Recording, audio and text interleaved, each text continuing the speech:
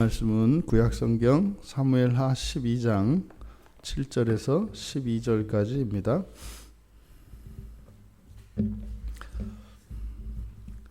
우리 같이 한 목소리로 함께 읽겠습니다. 15절까지 같이 읽겠습니다. 나단이 다윗에게 이르되 당신이 그 사람이라 이스라엘의 하나님 여호와께서 이와 같이 이르시기를 내가 너를 이스라엘 왕으로 기름 붓기 위하여 너를 사울의 손에서 구원하고 내 주인의 집을 내게 주고 내 주인의 아내들을 내 품에 두고 이스라엘과 유다 족속을 내게 맡겼느니라. 만일 그것이 부족하였을 것 같으면 내가 내게 이것저것을 더 주었으리라. 그러한데 어찌하여 내가 여호와의 말씀을 없인 여기고 나 보기에 악을 행하였느냐. 내가 칼로 햇사람 우리아를 치되 암몬 자손의 칼로 죽이고 그의 아내를 빼앗아 내 아내를 삼았도다. 이제 내가 나를 없인 여기고 햇사람 우리아의 아내를 빼앗아 내 아내로 삼았은즉 칼이 내 집에서 영원토록 떠나지 아니하리라 하셨고 여호와께서 또 이와 같이 이르시기를 보라 내가 너와 내 집에 재앙을 일으키고 내가 내 눈앞에서 내 아내를 빼앗아 내 이웃들에게 주리니 그 사람들이 네 아내들과 더불어 백주에 동침하리라. 너는 은밀히 행하였으나 나는 온 이스라엘 앞에서 백주의 이 일을 행하리라 하셨나이다 하니 다윗이 나단에게 이르되 내가 여호와께 죄를 범하였노라 하매 나단이 다윗에게 말하되 여호와께서도 당신의 죄를 사하셨나니 당신이 죽지 아니하려니와 이 일로 말미암아 여호와의 원수가 크게 비방할 거리를 얻게 하였으니 당신이 낳은 아이가 반드시 죽으리이다 하고 나단이 자기 집으로 돌아가니라. 아멘. 나단의 비유는 다윗의 범죄를 나타낸 것이었습니다. 그러니까 나단 선지자가 이야기한 비유에서 그 부자는 다윗이었고 가난한 사람은 우리아였고 그리고 양은 아내들이었습니다. 그러니까 이제 많은 양들을 가지고 있었던 부자, 그러니까 아내가 많았던 다윗, 그리고 한 아내를 두고 있었던 우리아. 그래서 그 양, 한 마리 양을 딸과 같이 귀하게 여겼던 그 한 마리 양을 이제 바로 밧세바를 이제 거기에 비유를 한 거죠. 그렇게 그 비유를 듣고 다윗은 그 부자를 죽여야 한다고 그랬습니다. 죽여야 하고 빼앗긴 그 가난한 사람에게는 4배로 갚아줘야 된다. 이렇게 이야기를 했습니다. 그런데 정작 자신은 어떻게 했어요? 그 비유에서 보면은 그렇게 양만 뺏은 것이 아니라 양을 뺏고 양의 주인까지 죽였죠. 그러니까 그 비유에서 나온 부자도 죽어 마땅한 자라고 그렇게 다윗이 분노를 했는데 정작 자신은요 죽어 마땅한 게 아니라 죽고 또 죽어야 되는 거죠. 그러니까 다윗이 한 일이 바로 얼마나 끔찍한 죄인가 하는 것을 이야기해 줍니다. 그리고 다윗이 저지른 범죄가 어떠한 것인지 이제 구체적으로 가르쳐 주는데 여기서는 지금 워낙 큰 일을 저질러 놓으니까 간음 이런 얘기가 안 나옵니다. 그리고 이거는 그냥 아예 뺏어버리고 죽여버리고 이랬으니까 말이죠. 근데 여기서 다윗의 범죄를 이야기하는데 바로 우리아를 죽게 한 것, 우리아를 쳤다 그러죠. 우리아를 치되 쳤다라는 것은 죽였다는 의미입니다. 그러니까 우리아를 죽인 것. 그러니까 여기서 우리아라고 하는 것은 뭐예요? 자신이 그 여자를 빼앗기 위해서 그 여자의 남편을 말하는 거죠. 그 남편을 죽인 것. 근데 그냥 죽인 것도 모자라서 그냥 죽인 게 아니라 뭐예요? 암몬의 칼로 쳤다. 그게 지금 전쟁의 이야기잖아요. 그러니까 암몬의 칼로 쳤다. 그러니까 적에 의해서 죽게 했다. 그러니까 명예롭지 않지 않습니까? 더더군다나 그것은 다윗과 다윗 왕국을 위하여 싸우고 있는 그 싸움터에서 우리아를 죽인 것. 이것이 죄고 또 그 아내를 빼앗은 것인데 그 우리아에게서 아내를 빼앗은 것 그게 범죄인데 빼앗아서 또 어떻게 했어요? 다른 사람을 준 것도 아니고 자기 아내를 삼았어요. 뺏었고 자기 아내를 삼았고. 지금 다윗이 한 모든 죄들이 어떻게 해요? 다 이중적으로 그것을 한 것도 죄지만 하고 또 그게 잘못을 하고. 나단 선지자가 이렇게 이야기하는 겁니다. 그런데 이런 악은 그냥 이게 잘못 저지를 수 있는 게 아니다. 이렇게 한 이 모든 행위들의 이유가 10절에서 여호와 하나님을 업신여긴 것이다 라고 얘기를 합니다.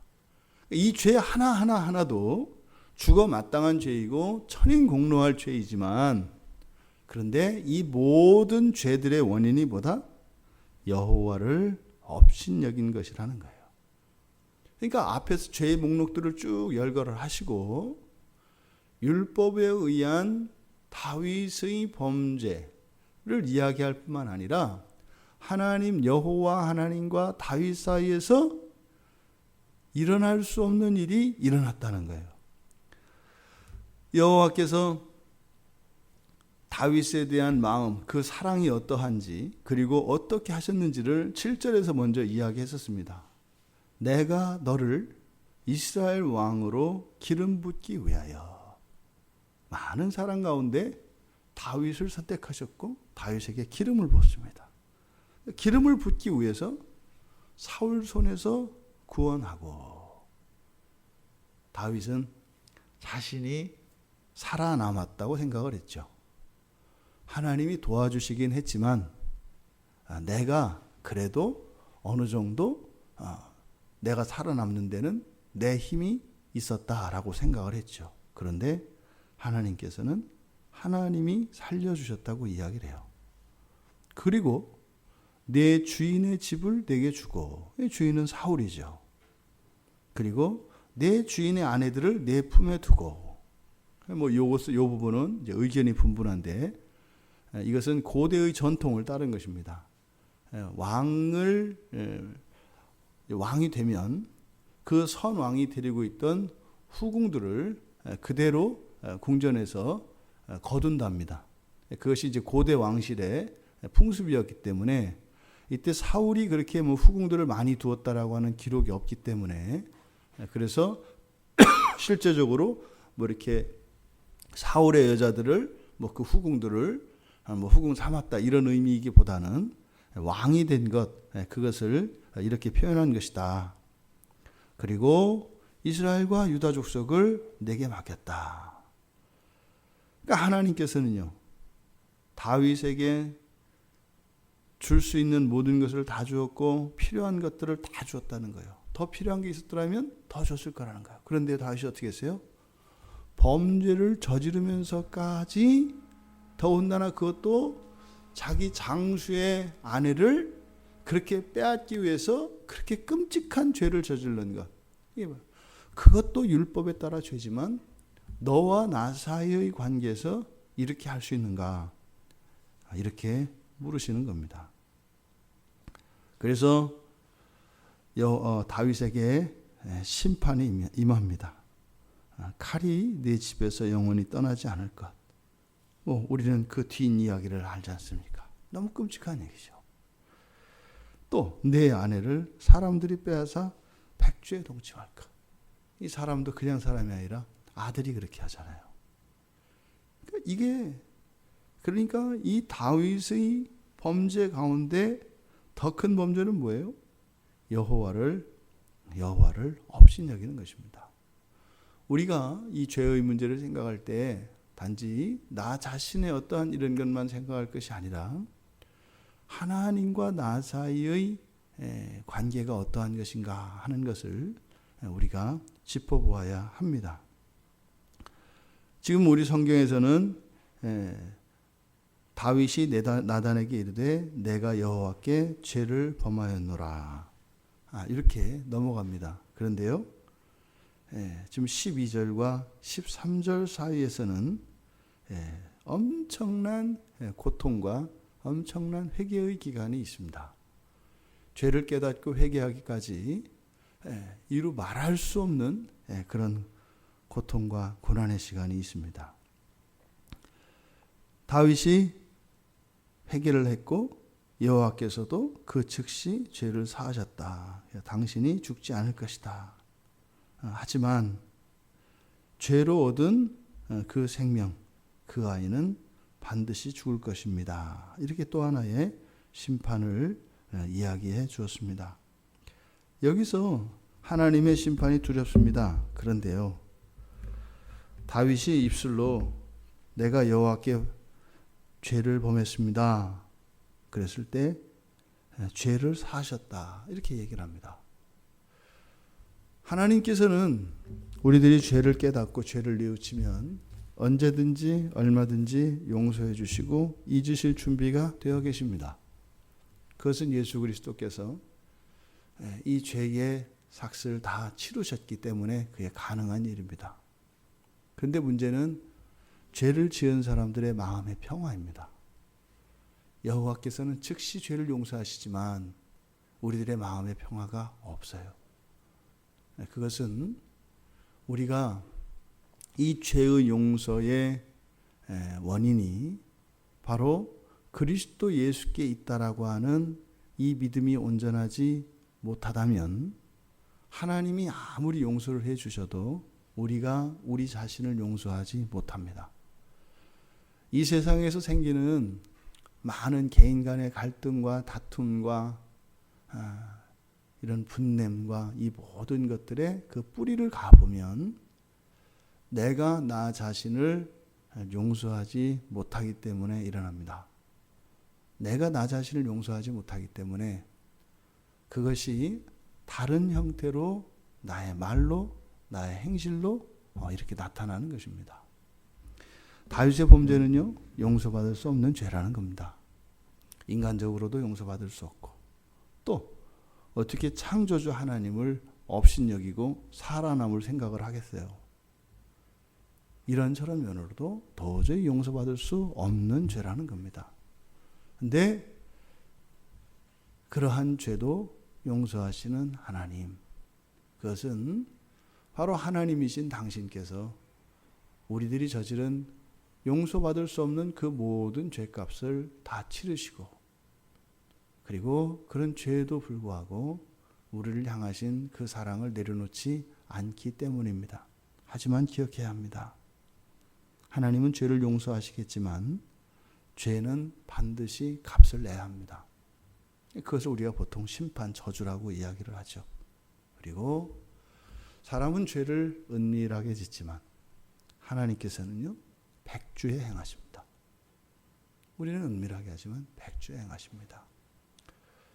그 말은 하나님 앞에서는 은밀한 게 있을 수 없다라는 것이에요. 이렇게 드러나는 것은 본보기로 보이시는 것이 아니라 하나님 앞에서는 모든 것이 백주에 드러나는 것이다. 이렇게 말씀하시는 거죠. 어쨌든 하나님은 다윗에 대한 사랑을 놓지 않으셨습니다. 그래서 오늘도 이렇게 끔찍한 죄가 쭉 열거되었지만 그래도 하나님의 사랑은 계속됩니다. 사실은 이 다윗의 모습이 우리들의 모습입니다. 우리들의 모습이죠.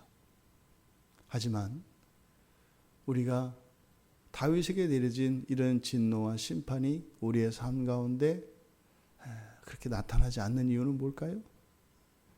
그리스도께서 그 모든 심판과 저주를 한 몸에 받으셨기 때문입니다. 그러니 우리가 살면서 어떠한 역경과 고난의 시간을 지난다 할지라도 그것은요, 우리가 받을 벌에 비하면 그것은 우리가 받아야 되는 벌의 최소한이다. 최소한이다. 어쩌면 정말로 우리가 받아야 할 그 벌의 반도 못 미치는 것이죠. 우리의 삶 속에 있는 당연한 것처럼 여겨지는 이 모든 것들, 그것이 하나님의 은혜인 줄 알고 우리 감사하는 하루가 되시기를 주님의 이름으로 축원합니다. 하나님, 다윗이 저지른 죄의 목록들을 열거한 것, 그것은 우리들의 죄가 얼마나 끔찍한 것인가를 보여주시는 것과 동시에 오히려 그것보다도 하나님의 사랑이 어떠한 것인가 하는 것을 보여주셨습니다. 저희들로 인하여 낙심하거나 절망할 것이 아니라 그러함에도 변함없이 사랑하시는 하나님의 사랑으로 저희들이 더욱 힘을 내고 용기를 내어 거룩한 삶으로 이 하루 살아가게 하옵소서. 예수님의 이름으로 기도드리옵나이다. 아멘.